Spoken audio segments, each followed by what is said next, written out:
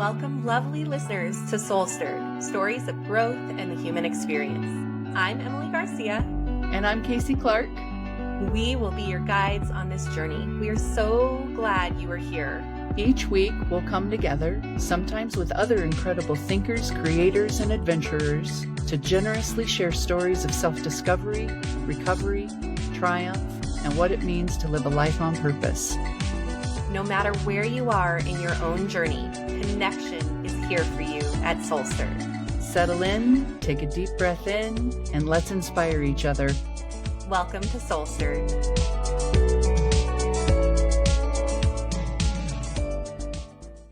Hi, Soul Stirred listeners. Welcome back. Today we are here with Trish and Heather, who are the owners of Dalliance Relationship Wellness Center.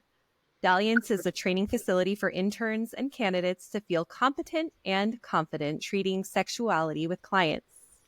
Heather and Trish also have created a training for clinicians and healthcare professionals to explore their own sexual attitudes and beliefs, and to be able to hold space for their clients and patients with comfort, confidence, and competence.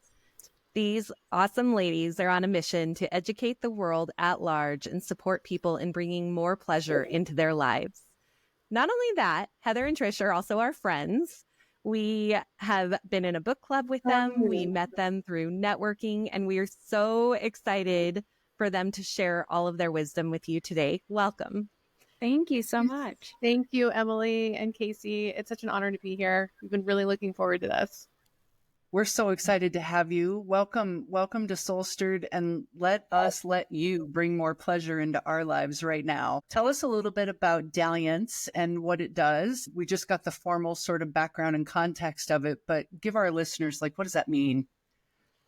Heather, I'm going to let you take this one because I feel like Heather speaks so eloquently to our mission, vision, and values, and so I don't want to steal her thunder. Yeah. Oh, I appreciate that. Dalliance is a community of clinicians that believe sex is everywhere and pleasure needs to be everywhere.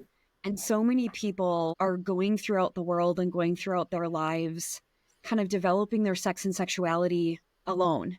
And I don't think us as humans are meant to do anything alone, let alone experience sexuality. And when we talk about sexuality, people are saying, oh, do you mean like sexual orientation or identity? And we don't mean that. When Trish and I talk about sexuality, we talk about that place you go within yourself that you might then share with another person. And we have different iterations of that, but we really felt called to open Dalliance Relationship Wellness Center because we knew there were other clinicians like us who felt passionately that sex and pleasure are part of everyone's story in different ways. And we wanted clinicians to feel comfortable and confident and curious and compassionate and able to hold space in the room with clients when they were discussing such a vulnerable topic. I mean, man, if we think about sex and whatever that means to each of us, it's the most vulnerable thing that we can do and be with another human. But so often society has taught us that sex is about a performance. It's a set of behaviors. It's something you measure. It's something we do and something that we outwardly express. And that's just not the whole story. You know, in order to comprehensively take into account everything that sex is and all it can be, we have to be willing to look at it as an integrative experience of mind, body, spirit, and heart. And so Trish and I are on a mission, not only to work with that in the community and with our clients, but also to help clinicians understand what that means to them and in their lives, and then be able to be comfortable and confident when they bring it up and be witness to people's stories that they work with. So that's why Dalliance exists. Yes. Wow. I love that so much. And just, Casey, can I add one more piece to that? Yeah. So part of the reason that we created a group practice is that you all are clinicians, you know, like how many sex-oriented sexual wellness classes did you have in grad school? Maybe it was elective? Yeah. Right? Maybe. And yeah, we're a training facility, so we can teach our clinicians how to hold sexuality in the room. And because they don't have the experience, and it's a unique place to be. Yeah. It's an intimacy with your clients that you don't have when you're necessarily dealing with anxiety or OCD or right?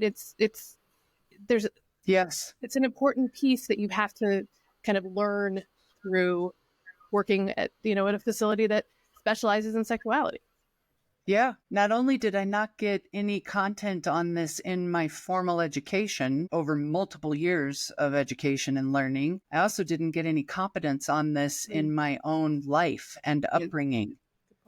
And so I don't have personal experience necessarily to speak from that can help relate with the client or connect with the client, so many things affect this culture, aspect, upbringing. I was raised in an Irish Catholic family. Sex was a shameful thing, Right. in my house, and being sexual or being sexually attractive, my mother and her siblings were shamed for that sort of behavior. And then fast forward a number of years, and I, at one point in my life, had a spiritual leader who put it in the context for me that I loved, which she said, sex, physical health, money, and food, these are all ways that we all relate with our outer universe. And sex is just as important as those other three: physical health, food, and money. And even that, Casey, brings up that it's still pointed towards an outer thing, right? Yes, thank you. An outer experience like it is, money or things. Yeah. And, what Trish and I are trying to do when we educate clinicians and the community and our clients about this is we need to figure out what that internal piece of sexuality looks like. And so many people are like, well, what do we do with these sex toys? What do we do when we communicate with our partner? And the first thing that we always encourage people to do is just turn inward, actually. This is such an internal experience. We bring sexuality with us like we bring our culture and our ethnicity and our lived experience, but it starts in our spirit, building a sexual template from the time we're in utero. That's when we all start having a sexuality, whether we realize it or not. I mean, we're not really educated on this piece, but it's not just something we experience out in the world. It's an inner world as well. Yeah. And it's complicated because so much of sexuality, it's this internal piece about how I feel about myself and my own personal enjoyment, but it's complicated by shame. And shame because culturally, it's like, don't talk about it. You shouldn't be doing it. There is this underlying unspoken thing. And sex assault is a big issue. And so many people, men and women, walk through the world feeling like this is a thing I shouldn't feel good about. Yeah. We have all of that is to say, we're so glad you're there and that we're so glad you're here because we want to squeeze all the juice from this fruit of you two. Emily, you said something really poignant for us in that you said, we don't talk about it, right? And in our office, we say, if you can't talk about it, you shouldn't be doing it. Yeah. I've heard you say that before, and I'm like, yes, I have to remember to tell people that. It's like that. You can't talk about it. You shouldn't be doing it. It applies to picking out appliances, where you're going to go to dinner, how you're going to raise your kiddos or your fur babies, as well as if you can't talk about sex, you shouldn't be having sex. Yeah. This is just a good golden rule to be living by. Yeah. So give us the backstory. How was Dalliance born? What is the story of the two of you? How'd you come together and know this was your thing? Okay. You mind if I start, Heather? Go for it. So I moved to Parker, sight unseen, it'll be 3 years ago in July, and moved my family with 3 kids and 2 dogs and just literally for a better life. And there was a house that looked good enough. And I moved to Parker, and my parents were looking at a house down the street, and the realtor, my mom was like, my daughter's a sex therapist. And the sweet realtor was like, well, if you're a sex therapist, you should meet my sex therapist. It was literally the week we moved. And so he got my email and copied us, Heather and I, on an email. And I think a week later, we were having coffee at Fika Coffee right down the street from our office. And it was like, I don't know, I feel like I met my sister from another mother. Your soulmate. Totally.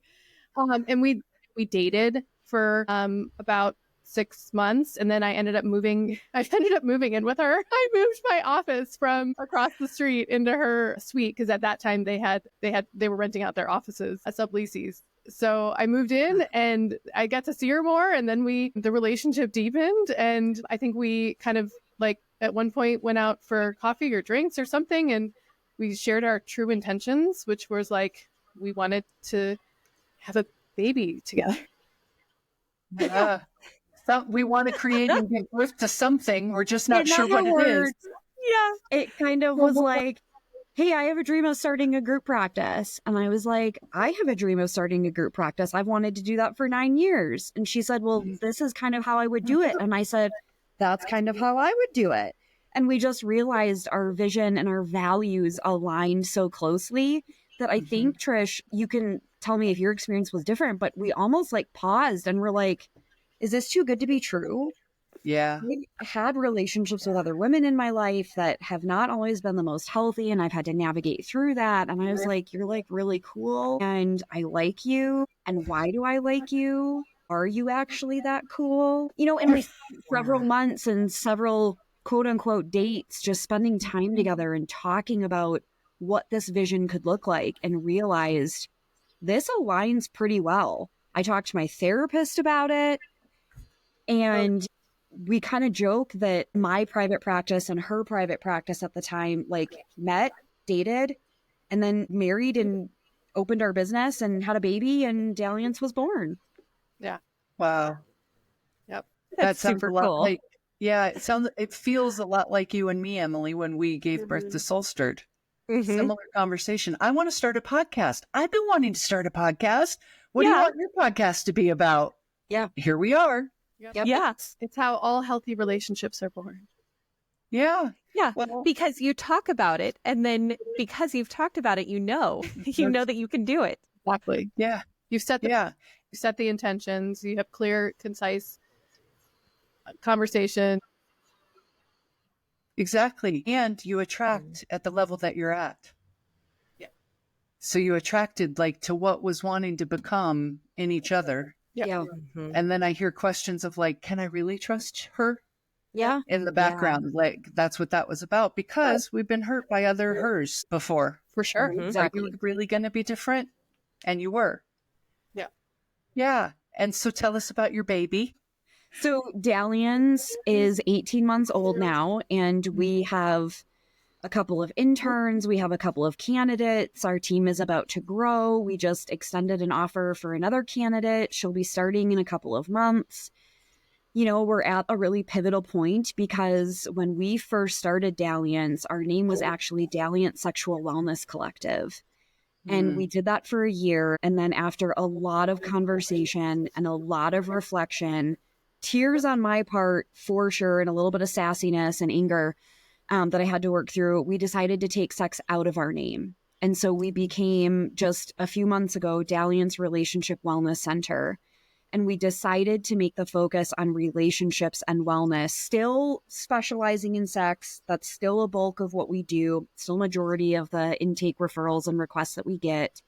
But we decided to take sex out of our name because I think it was like weeding us out for people who were saying, you know, hey, I need a referral for a mom and daughter. Hey, I need a referral for parents, and they have questions about parenting. And we were throwing our hats into the ring saying, hey, we're licensed marriage and family therapists, or we're marriage and family therapist candidates or interns. We'd love to help and be considered. And I think people were looking at our name and saying, I don't need sex therapy. Like, why would I go to a sexual wellness practice? Right. And so to grow at the rate we wanted to grow, and to be able to be accessible to as much of the community as we wanted to be able to serve, you know, Trish and I made the hard decision to take sex out of our name. And it was the right thing to do. You know, we are growing, we are evolving, we're still able to focus on sex and sexual wellness, and we're not being weeded out for the marriage and family therapy systems lensed cases anymore either. So it's been a good thing. Trish, anything you'd add to that? I would just say I wouldn't change it for the world, right? I think we went in with, now we are known as a sexual wellness practice, and we also do relationships, and we do families. And so we spent the last, year really building up our recognition in the community as sexual wellness experts. And now we get to serve everybody. Yeah.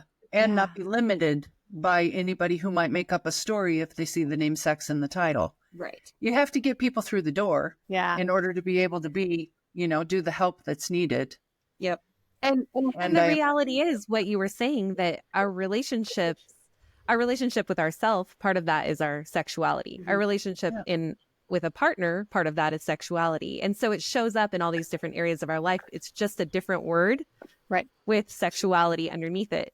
Yeah. And we're coming in, we have clients that are coming in for anxiety or depression or OCD, and we're bringing sexuality into that conversation too, which I think is a really important piece, right? Yeah. It's like we at Dalliance work with all of the parts of who you are. And that's exactly right. I mean, that aligns with our mission, our vision, and our values. And so to be able to serve more of the population with a little bit better understanding and clarification on what we do, I mean, it has been the right thing to do. And I love that you wouldn't change it for the world. I wouldn't. Yeah. And what I'm curious, Heather, what your tearfulness was about in that decision-making process. What did you have to let go of to get where you are? I had to let go of my own rigid thinking that sex is everywhere for everyone. Sex might be everywhere in my life, and I might talk about this all day, every day. And I had to really remember and reflect on the fact that it's not that case for everybody. People still need support and encouragement and a safe place to bring sex and sexuality into their story and into their world. Not everybody has been encouraged to do that. It's a process. It's a journey. And I think there was a young, undeveloped, fully part of me that thought, if you build it, they will come. And if people see sex in our name, they're just going to know that we're safe. And they're just going to know that they can come and talk to us and bring this into space. And that wasn't the case. And so I had to grieve that. I mean, this is a vision that's been building for me since I became a therapist back in 2012. And it's had so many evolutions in the last 13 years now, that this was just another one of those evolutions. Yeah. Yeah. Beautiful. Lovely. That was greatly said. And I think that was probably like the first of one of our really hard pivots that we've had to do in the last 18 months. Yeah. What are the other pivots that you've had? Oh gosh. Yeah, take that away, Trish. I think, I think we've learned a lot about hiring who is appropriate and who aligns with our mission and vision and our values of practice. We are systemic thinkers in our practice as LMFTs. And so being able to bring people into the practice that see the world systemically like we do and work with clients that way has been a big learning. I think we run sometimes at a marathon pace, and we need to not do that all the time. We have a million amazing ideas, and 24 hours in the day is not enough to accomplish the things that we have, the big dreams we have. So I think that sometimes we spread ourselves too thin, and we need to. We were just in Costa Rica. We call ourselves international speakers now. We were you officially are. Yeah. We were at a conference and we did our speaking opportunity, and then we had some time we got to like chill out. But of course, Heather and I chilling out is sitting by the pool and talking about all the things that we want to accomplish. And I think figuring out what aligns with the business, what do we have time for, really scaling down. And it's like, well, we can do that, but maybe we can do that in like 3 years, or maybe we can do that in 5 years. And I think, I'm trying to think of what else. So I think another piece was we were private pay when we were Dalliance Sexual Wellness, and we've decided to open up 3 insurances. We're paneled with 3 insurances, and that was a big, we thought we could stay private pay. And then similar to the name change, to grow at the pace that we want to grow, to fill our clinicians with their caseloads. The economy's changed, people's needs have changed. We're not in COVID anymore. And it's allows us to offer our services to a wider population, which also aligns with our values. So that's been a pivot. What else has been a pivot? I mean, as you're talking, Trish, one of the biggest things that's going through my head right now is I feel like we've done a really good job holding space for you to be who you are. You have career aspirations that are unique to you. and I have career aspirations and passions that are unique to me. And we find a way to make both part of the conversation. Trish and I get asked a lot, like, taking on a business partner, especially one who's like Trish and I are best friends as well. And our friendship developed just as fast as the business relationship. And we've had to get really good at communicating the hard stuff in addition Lots of boundaries to manage. Exactly. And really supporting and boosting each other up in, I get this is your passion. It's not exactly aligned with where my passion truly lies, but I want that for you. And I want to help you go do that and vice versa. Trish and I have also had to take lessons in accountability, being willing to hear the other person out when they're saying, hey, this hurt me or this affected me in a certain way, or I'm not sure we're aligned in this way. And being willing to say, let's talk about it. And we don't have to agree. And I need more comprehension and clarity around what you're saying. Trish and I have both had to go to each other and say, like, I screwed up like that. I made a decision too quick, or I didn't take into consideration how you might feel about that. I want to walk this back so that we're moving forward together again. And I don't know that people give each other enough of the space to be themselves inside of a partnership where like 50% of this is on me and 50% of this is on you. And the decision that I make might be helpful or unhelpful to our partnership. And it might be unhelpful or helpful, the opposite to me.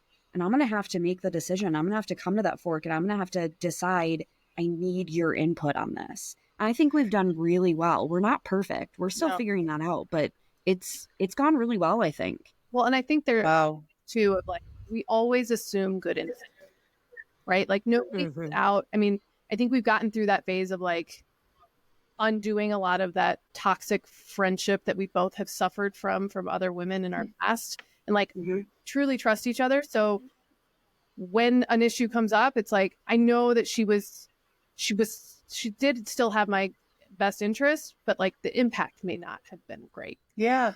Yep. Yeah. I have relationship envy. What you're describing is two people who are both 100% responsible for the health of the relationship. And in creating the relationship health, what you've allowed for is the humanity.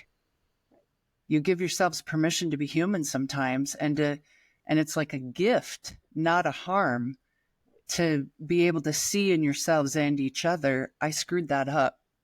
I got going too quick. My nervous system took over. I got excited and acted. I should have consulted with you. And then to have the space for that forgiveness and to try again, like, how brilliant.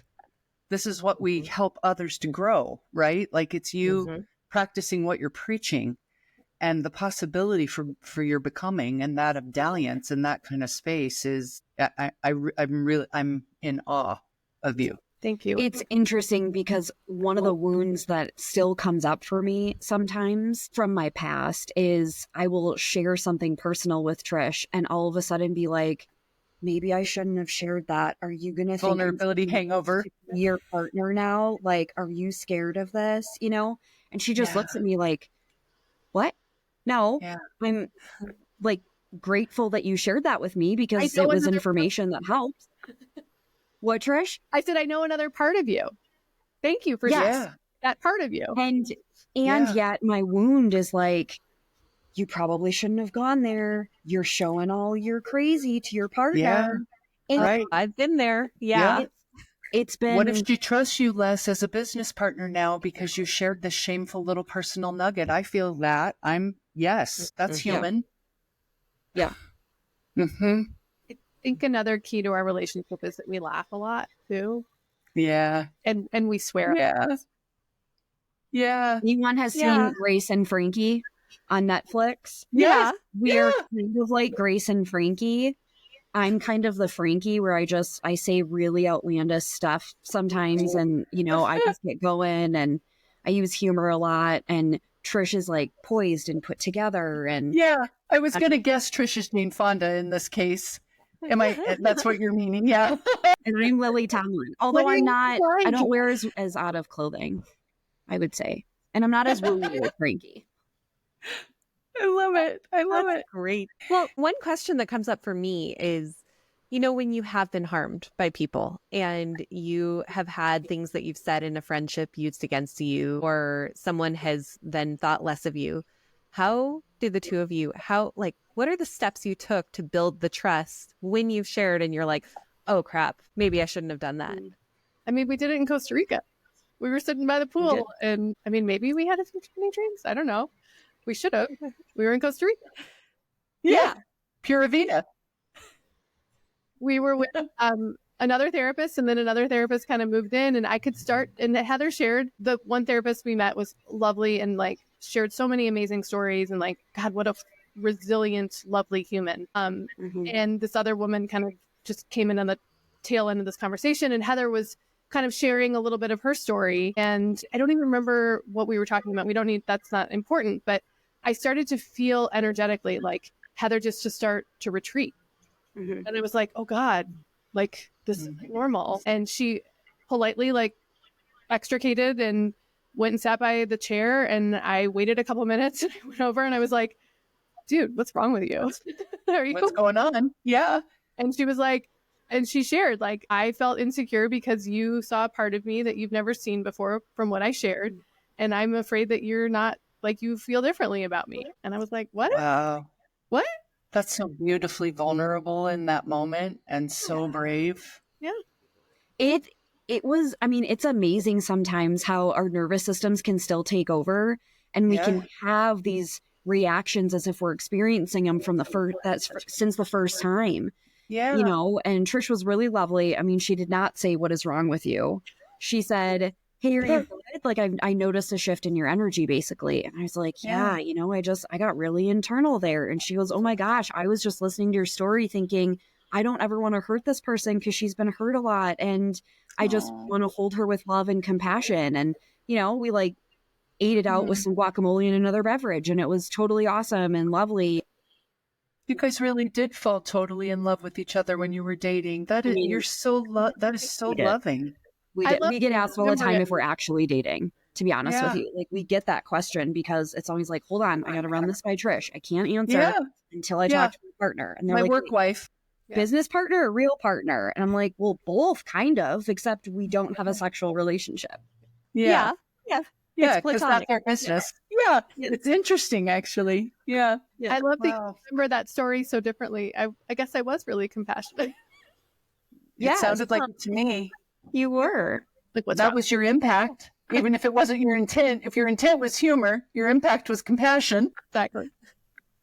Yeah. And there's such a parallel between the relationship that the two of you have, like creating a healthy relationship, having the hard conversations, tuning in and going, I see a shift in you and like what's happening. That parallel is going to be with your clients. Because these are all the things that people in healthy relationships should be doing. Yeah. Right. Yeah. I can't expect Trish to be transparent with me if I'm not willing to be transparent with Trish. And I know that she feels the same way. And again, some days it's a lot more work than others. I mean, our personal lives come into it. And we have pretty different styles just in our personal life. She's married and has kids, and I'm recently not married and I don't have any human children. I have a really, cat who's got a lot of attitude, but it's, we've had to work through like time management stuff and, making sure that she has time with her family and to go do those things, and that I'm really involved with my family. And, we both have had traumatic things happen in our personal lives, and holding space for like, okay, you've got that going on, I can pick up here, and vice versa. And then when I can't give 100%, she picks up the rest. And it's a balancing act, except it's not an act. I mean, we're just genuine about it and constantly communicating through it. Otherwise it wouldn't work, I don't think. It's the dance of co-leadership. When I have a gap, you fill my space. And when you have a gap, I fill your space. But neither one of us is coming in at more. Like, neither of us are too much and neither of us are not enough. We're both just right and balanced. And the moment it feels unbalanced, talk about it. Yeah. And then you talk about it, because we are all human too. Yeah. As enlightened as we all want to feel that we are and believe that we are, our humanity is as real a part of us, you know? And because if we don't talk about it, we create a story about it. And the story is usually false. Mhm. because of a story, we have a whole scenario that plays out. Yeah. I think we tend to talk about these ego-driven things like they're dirty words or a bad thing or something. And I just want to like normalize that that's human.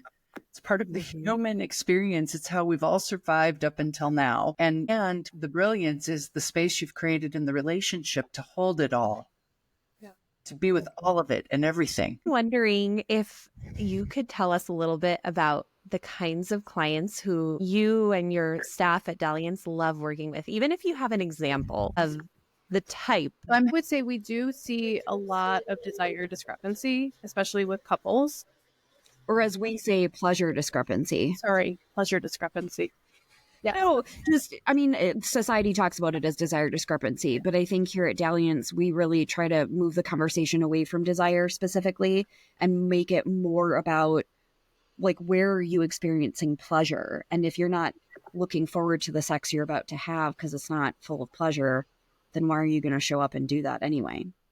And you call that pleasure discrepancy and or desire discrepancy?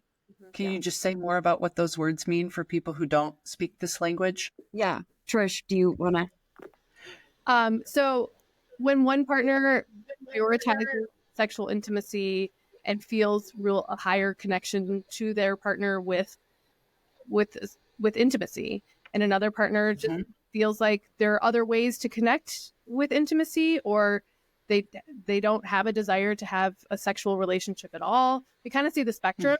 And it's kind of, what is your motivation to have that vulnerable, intimate relationship with your partner?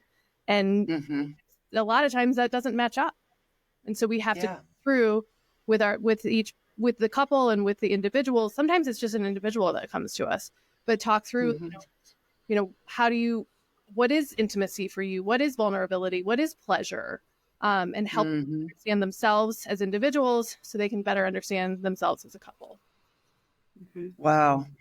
Then it feels to me like, here's where my brain just went with everything you were just saying. I feel like what you're basically describing is one partner wants more of it and one partner doesn't, or it isn't happening as much as one likes, right? I see this in couple relationships I work with all the time.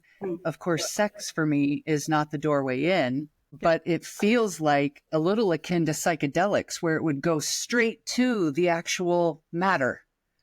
Yeah. Instead of having to, right? Because if, like you said a minute ago, I think, Heather, if you don't know what pleases you, how do they know how to please you? How can you teach them and show them if you're not familiar with those parts of yourself? Right. It's a self-exploration. Then you have to share that information. And if you can't think about it, how hard is it to communicate what you like and what you don't like when you don't even know it? Right. Yes. And it's the same thing. That's the comparison back to like regular talk therapy for me. Same thing, knowing your emotional self, and your thinking self and your spiritual self. Like we have to know all of those parts before we can expect someone else to give us what we need. Well, and we're always learning about ourselves. How can you ever really know everything about your partner when I'm not the same person I was a month ago or a year ago? So how could I expect my partner to know all of that about me? Yeah. Or when I was 23 or 30 or right when we've been together 20 plus years. Yeah. And learning about yourself and evolving at the same time. It's almost like I have said this in partnerships I've been in, like, and people don't meet me here, but I would love it if they did. Could we just start every day with who's here today? So that I have permission to not be who was here yesterday? Yeah, I like that. Yeah, you mentioned with pleasure discrepancy that people can look at values. You said a few things. Can you say more about like just what is one simple thing that people could do because it's common. Pleasure discrepancy is very common. So what, for our listeners, if someone is listening, what is one thing they could do that would help them in this arena? One thing that I like to do with my clients, and I know Trish does this too because we talk about it constantly, is we ask people, where does pleasure exist in your life? Not even just in the bedroom, but while you're fully clothed. How did you learn to experience pleasure, and what were you taught about the role of pleasure in your life? How many people do we meet that weren't encouraged to seek pleasure in terms of how they experience it internally. I mean, there's the whole saying of like, seek pleasure and avoid pain. Okay, yes. But again, that's focusing on outward pleasure. If we think about experiences that allow us to feel pleasure, honestly, for me, I have this little sign in my bathroom that says, it's a wall hanging, and it says, "You're like really pretty." And I look at that so often, and I never would have done that a few years ago. I would have avoided looking at myself in the mirror. I would have thought, nope, I got to get my work done for the day. I don't have time to read that book. I don't have time to go get my workout in. I don't have time to sit and meditate and like reflect on myself. Like, who's got time for that? And now I make time and make it a priority for all those things.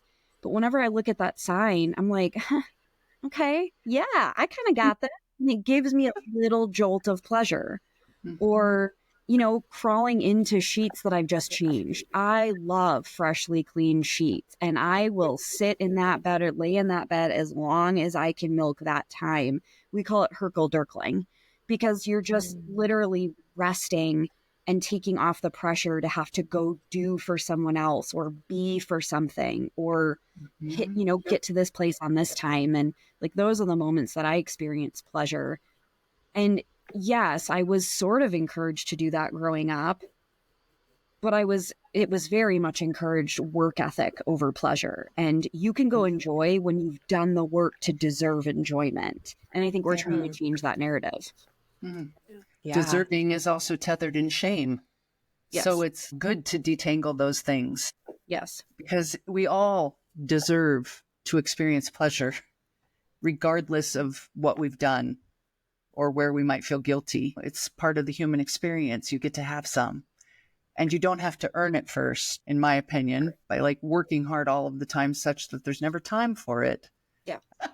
You were making me think at the beginning of the year, I sat down with a friend to do goal planning for the year. And it's some personal, some professional. Like, what do I really want? Like, I made a list of books I want to read. And then I have a friend who does one new thing per month. Like she sets something up and she'll invite a bunch of other women and say like, hey, do you want to come do this thing? And I was like, I'm going to do that. I'm going to do my own version of what Debbie does. And I was making my list. And then my friend looked at it and she goes, everything on here is for other people. It's like for your husband. It's for your children. It's for your team. What's for you? Yeah. And I was like, I was so proud of my list until she said that. And I was like, yes, I do want to do all these things, but what is truly just for me? And it made me look at it differently. Like, what's my pleasure? Yeah.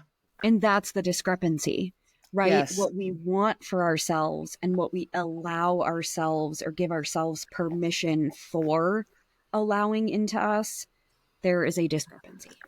Yeah. It's like if I asked us all to make a list of the 10 people that we love most in the world, would our own names appear on it? Yeah, definitely not. I mean, it should, right? But often doesn't, especially for us as women. I would add to helping couples understand expansion and contraction, especially in long relationships, right? Like you're gonna grow as an individual, you're gonna grow as a couple, and then our bodies love homeostasis, and so we're gonna go back, we're gonna contract, but we're not gonna contract as hard as we did, and then we're gonna grow again. And like same with an intimate relationship, like life happens, right? We're gonna go through rough patches. We're gonna have a death in our family. We're gonna have hard times with our kids. We're gonna both be sick back to back, and it's okay that we aren't having intimacy or connection all the time. We can find new ways to connect. We can care for each other. Like there is going to be that expansion and contraction in relationships. And I think we're set up to think that like, if we haven't had sex in, a month or 6 months or a year, like that that's kind of a long time to go, but that there's something wrong with us, right? Or wrong with the relationship. And that's just helping couples. Yeah. Maybe in response to a recent expansion. I call this the relationship elasticity. Yeah. And then, but let's talk about it. Like, let's name it, right? Without shame, without, judgment or blaming someone. Like, let's just say like, I miss you. Do you find that so often when it is talked about and someone says, well, I miss you, you find that both people are feeling it, but they're just not saying it. Yes. Yes. Yeah. I think there's something that we talk about. It's authenticity and connection. And all too often, people end up sacrificing one to have the other. So people will sacrifice connection because it's hard and it's vulnerable. And it means looking in the mirror and exploring parts of you that you may or may not any longer like. And so you sacrifice the connection because you want to feel like you're living more authentically to who you are and in alignment with your values. But at the same token, we might sacrifice that authenticity to keep a connection going that might need a little bit of recalibration, or it's not as helpful and as healthy as it once was. But we're so afraid to let go of that connection that we end up sacrificing being authentic to ourselves and living in alignment with our values. So we talk about that a lot. And a lot of times that comes up when individuals in relationships go through a life transition, or they're going into a different life stage, where there's been an illness or a cancer diagnosis or a loss of some sort, or a move across the country, or things like that. You know, different life transitions can often bring about these major differences that people have to talk through. Wow. Yeah, I can relate to that. In my family, there's so much going on, and, you know, my husband and all of the things he has on his plate, and I was feeling it and not saying it. I wasn't being authentic. And then I bought us tickets to go to a gala. And I was like, I'm going to treat us. We're going to go out. We're going to go dancing and dress up, and we're going to have a great night. And then we had a family thing with my son come up where I was like, oh, you can't go. You're going to miss this big, important thing for your kid. And I mean, this is a first world problem. I had a pity party and cried and was like, I just wanted to have fun. And really, the good thing about it is that as I was having my own pity party and then realizing it's, you know, this is figure outable, I'm going to be okay and it's all fine, it won't matter in a year. Adam, my husband, was like, oh, I didn't know you were feeling that way. And he was like, let's make an effort elsewhere. And I was kind of like, I had the sort of what you were describing earlier, Heather, like the shame about like, oh God, now I've acted kind of silly about something that's really not that big of a deal. But he saw me and he connected, and we then were like, let's make an effort and do it in another way. And couples need that. Yeah. Yeah. Yeah. I think when we're with partners for such a long time, we're like, well, you should know me. You should be able to read my mind. You should, you know, feel that I'm disconnected from you. It's like, no, we're not mind readers. We need direct communication from you, and it's okay to ask for what you need. Yeah. What would you offer to a couple? Heather, you just blew my mind a little bit with that description you gave of the blend between authenticity and connection. And I'm curious what you'd say for anybody that might be listening around. It's been my experience, and maybe I'm asking for a friend in this moment, that often what can happen in relationship is a person will think, in order for authenticity, I need to go outside of the relationship. What would you say about that? Like, what is needed in order for the authenticity and connection to happen inside the relationship, in your opinion? One of the activities that we love to do with our clients, and Trish did like introduce me to this in a really lovely way, and then we expanded it into the sexuality area, is we have a values exercise that we have like 80 to 100 values on, and we cut them up into separate slips of paper, and we give them to each partner, and we say, okay, this is a value sort exercise, and I want you to narrow these down into two piles: most important and least important. Not important, just which ones rank a little bit higher for you in terms of importance in your life. And then they sort them the first time, and it's like, okay, I still got 80. And then we say, okay, let's narrow it down to your top 20. Okay, now let's narrow it down to your top 10. Okay, now your top 5, maybe even get them down to your top 3. We tend to get a lot of pushback at that point because clients are like, I can't narrow it down any longer, or any further. But then we look at each of them and we have them share back and forth. What did your top 3 to 5 values end up being, and what were yours? Now, how in alignment are you living with your own values? How present in life are these values, and what decisions do you make on a daily basis that either means you're living in alignment with those values and they're present in your life, or not? And typically that will suss out like, oh, my value is honesty. It turns out I'm not being very honest with you because I'm doing all the things you like to do. but we're not doing very many things I like to do. And I feel like that's imbalanced.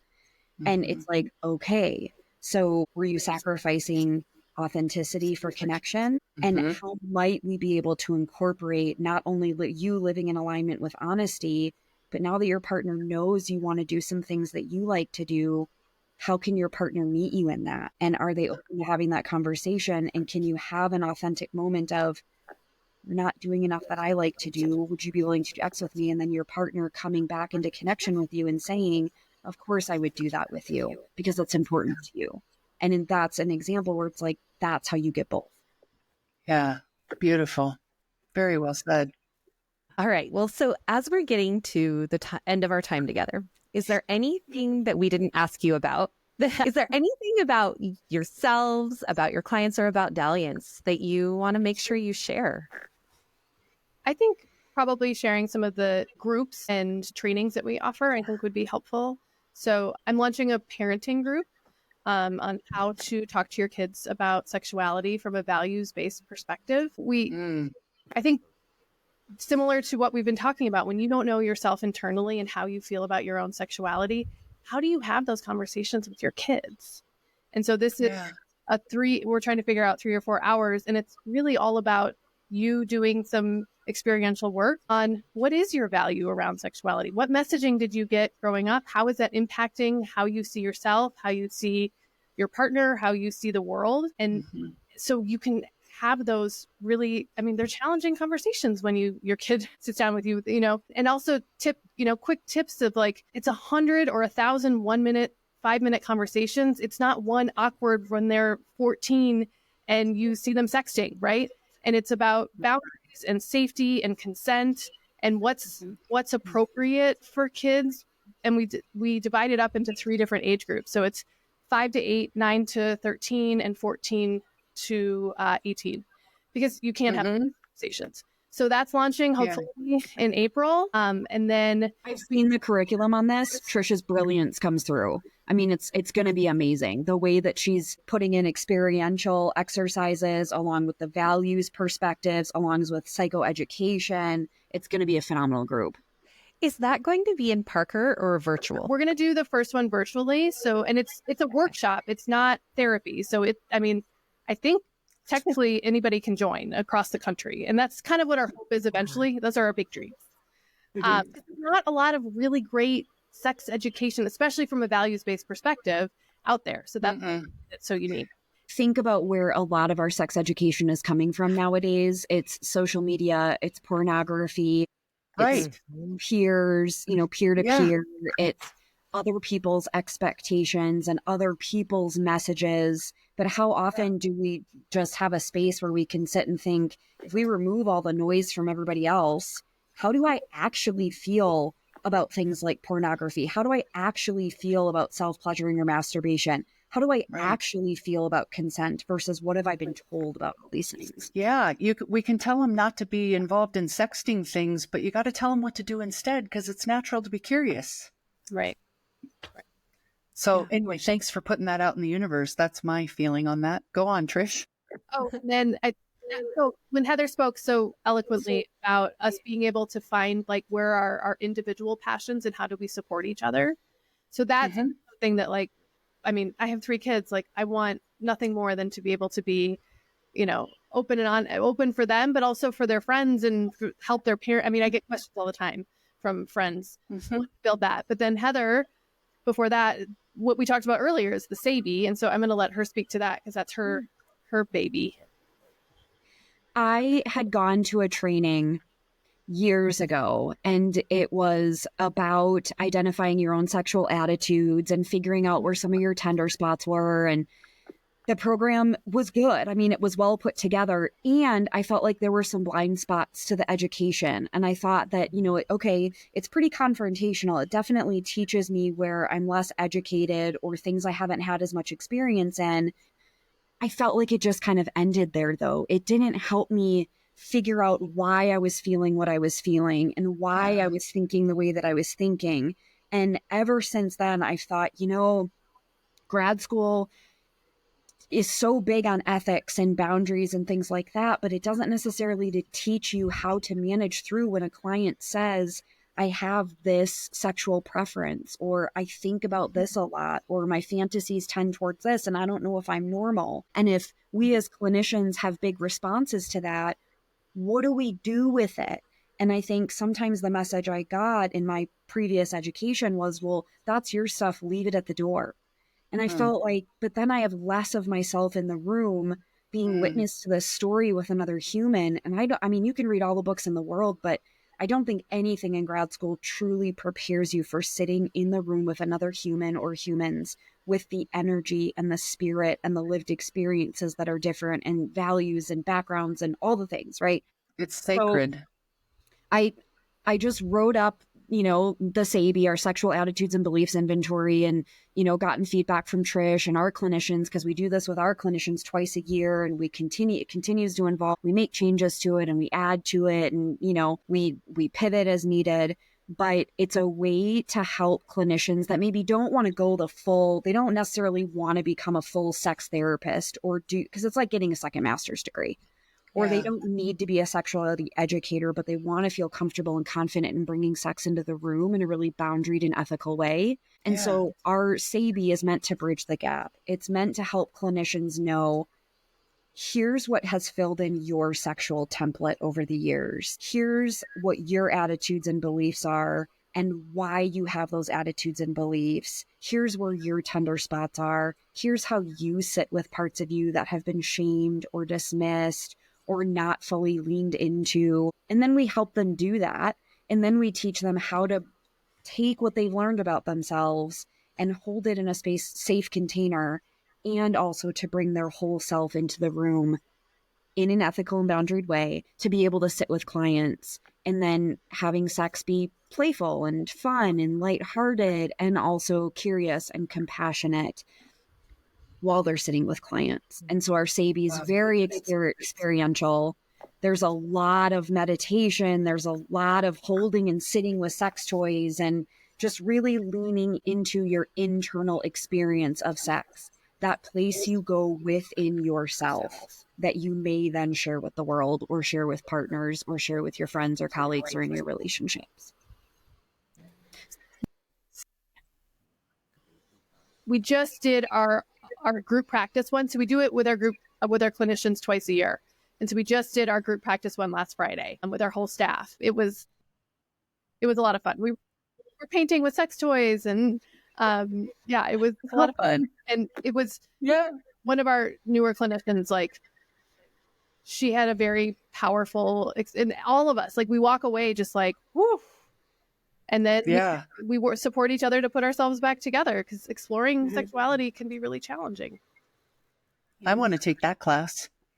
Our next one was going to be on March 28th and 29th. Unfortunately, we didn't fill enough spots to make it beneficial for everyone that was signed up and going to take it. So we're going to have to figure out how we're marketing that and decide what's going to be most helpful for people. I think, unfortunately, sex is still kind of taboo. And I think even for us as clinicians, we all want permission to get into that space. We may not know exactly how to do that just yet. And going into a room full of strangers and being willing to explore your own internal world with sex is still pretty vulnerable. Yeah. Well, it'll be valuable when it happens. Yes, and we're going to put the information about this in the show notes. So anyone who's listening and interested, check the show notes, and you can go directly to Dalliance and sign up there. Yeah. All right. We're at the very end. We're going to ask you our question that we ask everyone. What are you grateful for? Great. Whew, there's a lot to be grateful for.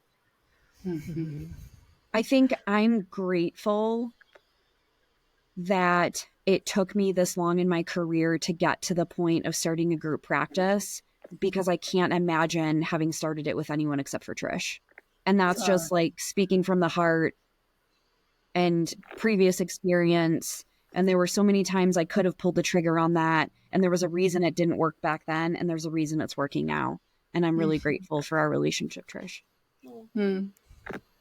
I am grateful for the journey that I didn't talk much about that, but the journey it took to get here, to move to Parker sight unseen. And like, I feel like there's a little angels looking out for me and keep putting me in the right places and the right directions to be able to do amazing things with such a brilliant partner who I can also call my best friend, which is so incredibly rare. And I do have to give my husband a shout out because I couldn't do any of this stuff without him. And he has been like such a huge supporter and has stepped up with the kids so I can spend hours dreaming and working and playing with Heather. So, Oh, Well, thank you both for joining us today. We have loved learning from you and having you here. Thank you. thank you so much.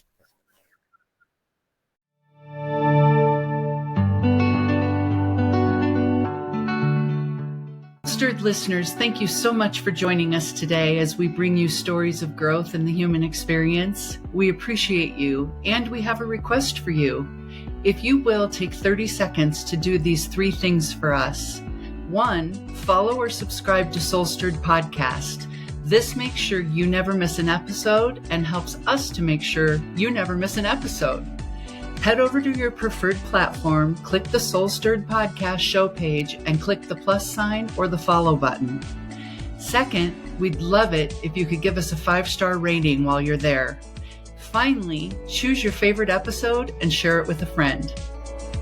We are so grateful to all of our listeners for your continued support helping Soul Stirred grow and ultimately inspire others through authentic connection.